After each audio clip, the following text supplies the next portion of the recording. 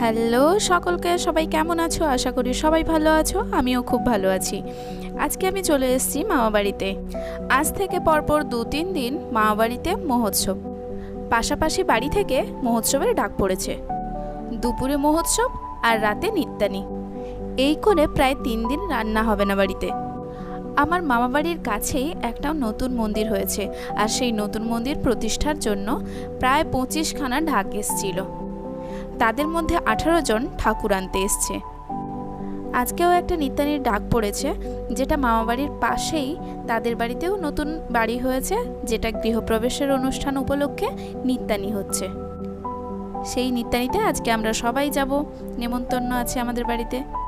কাল আবার এই মন্দির প্রতিষ্ঠা উপলক্ষে রাতে হবে নিত্যানি আর সকালে হবে মহোৎসব। মামাবাড়িতে একটা নতুন সদস্য এসছে, আর সদস্যটা হলো এই যে পুচকু একটা কাঠবেড়ালি। আমি তো প্রথমে দেখেই অবাক হয়ে গেছি যে এত ছোট্ট বাচ্চাকে কিভাবে ধরলো। তারপরে জানতে পারলাম যে একটা কাঠবেড়ালি বাড়িতেই বাচ্চা দিয়েছিল, আর সেখান থেকেই এই বাচ্চাটাকে নিয়ে এসে রেখেছে।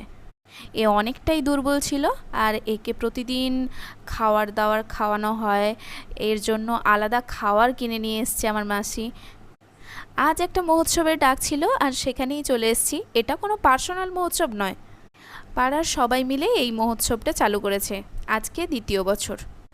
এখানে 2টো মন্দির আছে, একটা শিব মন্দির আর একটা শীতলা মন্দির।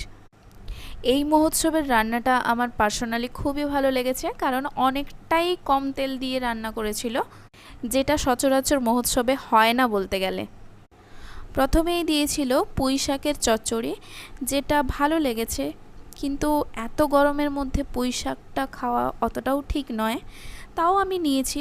তারপর একটা শাক দিয়ে যে চচ্চড়ি হয় মহোৎসবে, যেটা সবারই প্রায় ভালোই লাগে, আমারও খুব ভালো লাগে। তারপর একটা ঘন্ট দিয়েছিল, কুমড়ো ঘন্ট, তারপর ডাল, এবার শুক্তো, তারপরে চাটনি আর পায়েস।